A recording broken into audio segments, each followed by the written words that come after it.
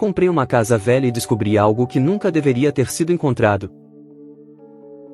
Se você é novo no canal e gosta de histórias, já inscreva-se, deixe seu like e ative as notificações. Meu nome é César, tenho 56 anos, e a minha história começou bem antes dos restaurantes. Quando jovem, eu trabalhava como jornaleiro, entregando jornais antes do sol nascer para ajudar em casa. Depois, comecei a trabalhar como garçom em um pequeno bar, onde aprendi muito sobre atendimento, cozinha e o ritmo puxado da vida noturna. Com o tempo, juntei algum dinheiro e abri uma pequena lanchonete, que cresceu aos poucos até se tornar o primeiro dos meus 3 restaurantes. Hoje, há mais de 30 anos, administro esses estabelecimentos com orgulho. Nos últimos anos, comecei a investir em imóveis antigos, compro, reformo e vendo ou alugo. É uma forma que encontrei de me preparar para a aposentadoria. Mas o que aconteceu com a última casa que comprei, sinceramente, me tirou o sono por semanas. No começo deste ano, eu estava à procura de mais um imóvel. Entre várias opções, uma casa antiga me chamou a atenção de imediato. Ficava em uma região de serra, a uns 2 quilômetros do centro, uma área tranquila, residencial, com uma vista privilegiada das montanhas e um silêncio que só era quebrado pelo som do vento entre as árvores. O corretor explicou que a casa havia sido construída nos anos 1910, por uma das primeiras famílias que fundaram a cidade.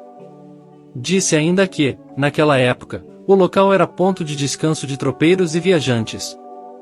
O que me surpreendeu foi que o imóvel estava sendo vendido com tudo dentro. Os antigos proprietários haviam se mudado para a capital e não mexeram em mais nada. Quando entrei, senti aquele cheiro de madeira antiga misturado com o ar frio e levemente úmido típico das construções centenárias. As paredes grossas de pedra davam uma sensação de fortaleza, e os móveis rústicos, pesados, pareciam feitos para durar gerações. Havia uma cristaleira antiga, com portas de vidro e prateleiras que ainda guardavam algumas taças e pratos de porcelana. No centro da sala, uma mesa enorme, feita de madeira maciça, marcada pelo tempo e pelos arranhões de décadas de uso. Em cada canto da casa havia móveis robustos, armários, comodas e cadeiras de espaldar alto, todos feitos no estilo colonial, com entalhes detalhados que revelavam o trabalho artesanal da época. No quintal, havia árvores antigas, um poço de pedra e até vestígios de um antigo galinheiro. Tudo ali parecia congelado no tempo, como se a casa tivesse parado décadas atrás, guardando segredos em cada canto. As folhas das árvores formavam uma sombra densa, e o poço, cercado por pedras irregulares, emitia um leve eco quando o vento passava por dentro. A casa era grande, imponente, e parecia indestrutível, como se tivesse resistido a tudo que o tempo tentou levar, mas ao mesmo tempo havia algo de enigmático naquela estrutura, uma sensação difícil de explicar, de que sob aquelas paredes havia mais do que o olhar podia alcançar. Fechamos negócio, passei por toda a burocracia, e em abril finalmente recebi as chaves. Logo no primeiro dia, fui lá sozinho, sem ninguém por perto. Eu tenho o hábito de fotografar todos os imóveis antes das reformas, para registrar o estado original e comparar com o resultado final. Gosto de ver a transformação completa, quase como se fosse um diário visual de cada projeto que realizo.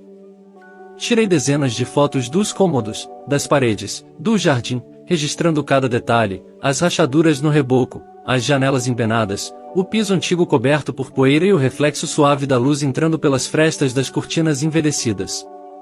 A casa tinha muita personalidade, mas também muitos desafios.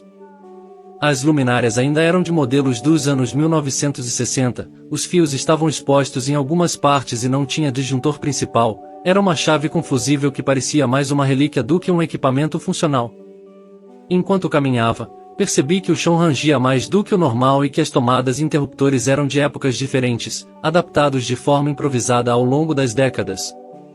Eu sabia que teria que refazer toda a parte elétrica, fios antigos, sem aterramento, painéis obsoletos, e também toda a hidráulica, que era composta por tubos de ferro corroídos e registros enferrujados que mal giravam.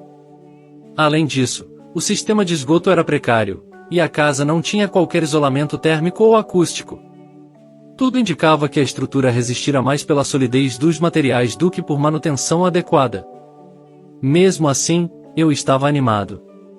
Decidi que ia trocar todo o piso, modernizar a elétrica, a hidráulica e abrir um conceito mais arejado, respeitando o estilo histórico da casa, mas trazendo conforto moderno, sem tirar o charme original.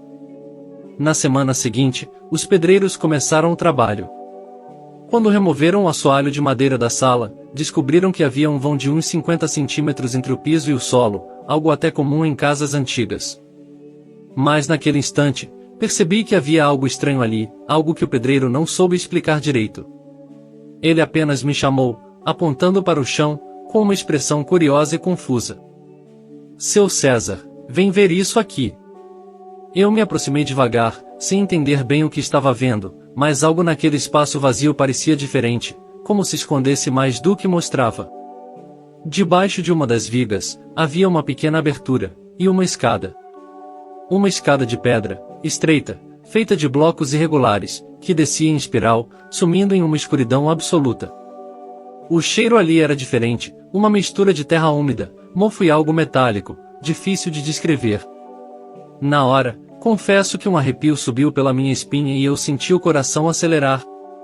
Era como se tivesse acabado de descobrir algo que deveria permanecer esquecido.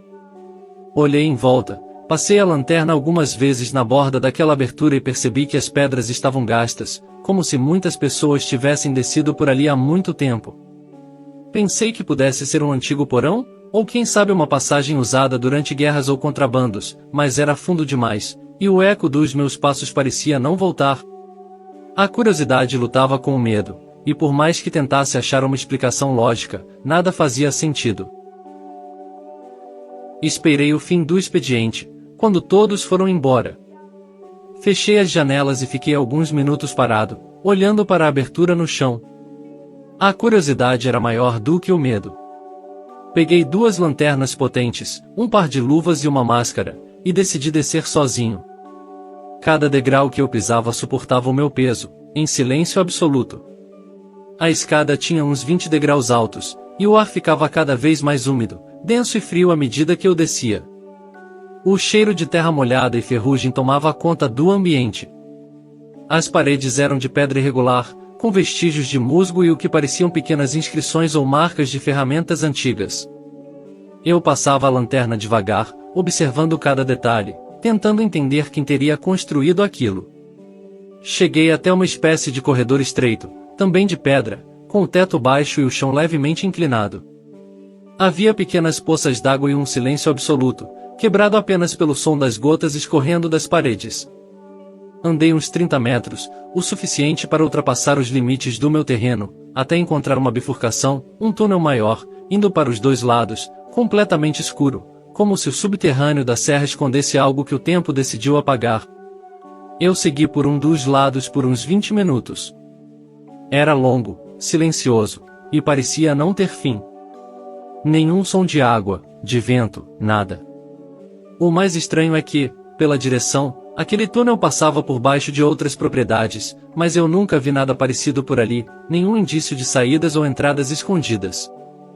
Eu nunca tinha ouvido falar da existência de algo assim na cidade, e olha que moro aqui há mais de 50 anos, se houvesse algum tipo de construção subterrânea, certamente alguém já teria comentado.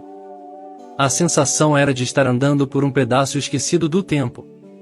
As paredes pareciam guardar ecos de uma época em que tudo era feito à força de braço e segredo. Eu tentava imaginar quem teria caminhado por ali antes de mim, se eram mineradores ou famílias fugindo de algo. O ar pesado parecia sussurrar histórias antigas. Comecei a sentir o cansaço e a ansiedade aumentando. A escuridão parecia me observar. Quando percebi que já estava quase meia hora ali embaixo, sem sinal de celular, e com a lanterna começando a enfraquecer, senti um medo real. A cada passo de volta, o som dos meus próprios passos parecia ecoar de forma diferente, como se algo mais se movesse ao fundo. Respirei fundo e decidi retornar. Subir aquelas escadas foi como sair de outro mundo, um mundo enterrado e esquecido, que talvez fosse melhor continuar fechado para sempre. Fiquei em silêncio por um bom tempo, apenas observando aquele buraco no meio da sala, tentando compreender o que tinha acabado de encontrar. O ar da noite entrava pelas janelas e eu sentia um frio diferente, como se a própria casa tivesse despertado.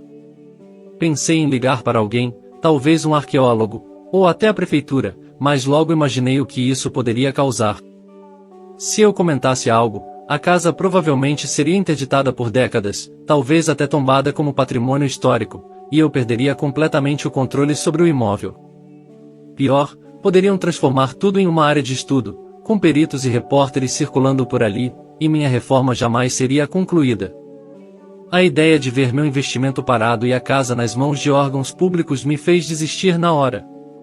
Então, na mesma noite, sem contar a ninguém, peguei várias tábuas de madeira antigas, algumas ainda úmidas e cheias de poeira, e comecei a cobrir aquela entrada, uma por uma, com extremo cuidado. Cada martelada ecoava pelo cômodo como se estivesse fechando um portal para outro tempo. No fim, fiquei parado em silêncio, olhando para o chão coberto, com a sensação de ter selado algo que jamais deveria ser reaberto. No dia seguinte, mandei os pedreiros preencherem tudo com caliça e cobrir com porcelanato. Passei o dia supervisionando o serviço de perto, fingindo naturalidade, mas no fundo só queria garantir que nada daquela passagem ficasse acessível novamente. Pedi que reforçassem o piso, colocassem uma camada extra de cimento e nivelassem com o restante do cômodo. Cada barulho das marretas e pás parecia um alívio, como se o som apagasse qualquer rastro do que havia sido encontrado ali. 2 semanas depois, quando o porcelanato foi colocado, o cômodo parecia outro, limpo, moderno, sem vestígio do segredo que escondia. Ninguém nunca mais viu a escada, e eu também nunca mais quis descer lá, mas toda vez que olho aquele chão, lembro exatamente o ponto onde o mistério ficou enterrado. Mas às vezes, quando volto lá para acompanhar a obra, sinto um leve som vindo do chão, como se algo, em algum ponto muito distante, ainda se movesse lá embaixo. É um ruído quase imperceptível, que parece surgir apenas quando o silêncio é total, um som abafado e ritmado, como se o subsolo respirasse. Já tentei me convencer de que é um encanamento novo ou movimento natural da Terra, mas a verdade é que o som vem sempre do mesmo ponto, exatamente onde antes ficava a entrada do túnel. Nessas horas, fico imóvel, em silêncio, tentando escutar melhor, e uma sensação estranha me toma, a de que, por mais que eu tenha fechado aquele buraco, alguma coisa lá embaixo ainda sabe que eu estive lá. Comentário do curador. Isso me deu arrepios. Essas casas antigas podem ter muita história, e o jeito que você contou dá uma sensação de que algo ali ainda está vivo, mesmo que silencioso.